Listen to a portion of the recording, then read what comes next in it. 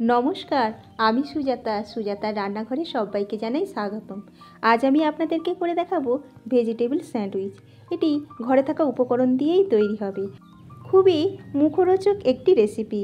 যেসব ছেলেমেয়েরা বাদাম শাকসবজি পছন্দ করে না তাদের জন্য এই রেসিপিটি। নেব 3টে গোলমরিচ, 3টে আমন্ড বাদাম, 4-5টা কাজু বাদাম আর 2 টেবিল চামচ চিনে বাদাম। ওটাকে ভালোভাবে প্রথমে মিক্সিতে একটু গুঁড়ো করে নেব। তারপরে ওর মধ্যেই দিয়ে দেবো কিছুটা পরিমাণ পনিরটা আমি বাড়িতেই তৈরি করেছি। তারপরে দিয়ে দেবো 1 ইঞ্চি আদা, ওতে দেবো একটা কুচনো কাঁচা লঙ্কা, একটা কারি পাতা আর কিছুটা পরিমাণ পালং শাক, আর দিয়ে দেবো 3 টেবিল চামচ টক দই, 1 চামচ বাটার আর পরিমাণ মতো নুন ও চিনি। এই সমস্ত কিছু দিয়ে ভালোভাবে একটু জল দিয়ে ওটাকে একটা পেস্ট বানিয়ে নেব।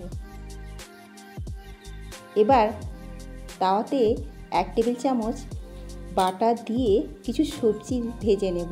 এর মধ্যে আছে ফুলকপি, বিট, গাজর, বিনস, ক্যাপসিকাম। একটু হালকাভাবেই ভেজে নেব। তারপরে তাওয়াতে 4টে রুটি নিয়ে একটু সেঁকে নেব। ওর মধ্যে মাখিয়ে দেব অল্প পরিমাণে বাটারটা ভালোভাবে মাখানো হয়ে গেলে ওর উপরেই দিয়ে দেব আগে থেকে তৈরি করে রাখা বাদামের পেস্ট। এটা খুবই খেতে সুন্দর লাগে, আপনারা বাড়িতে অবশ্যই ট্রাই করবেন। প্রতিটা রুটির মধ্যে সুন্দর করে ওটা দিয়ে দেব।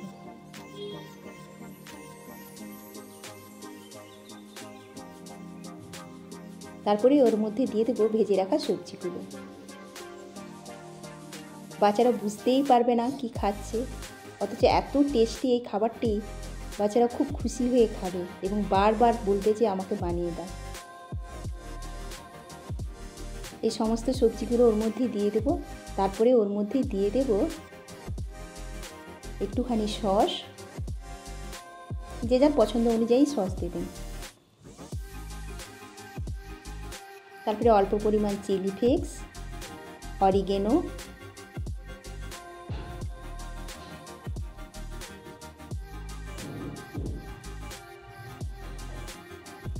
আর পরে দিয়ে দিতে হবে চিজটা নিজের ইচ্ছে মতোই দেবেন, যে যতটা খেতে পছন্দ করে।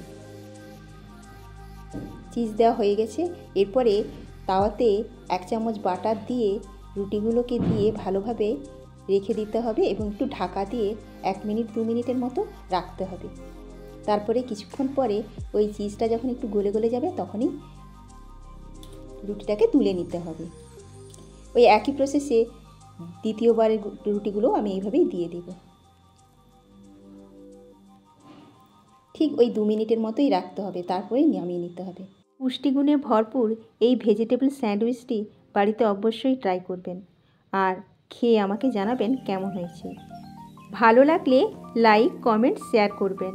আর যারা ইউটিউব থেকে দেখছেন তারা অবশ্যই চ্যানেলটিকে সাবস্ক্রাইব করবেন। নমস্কার।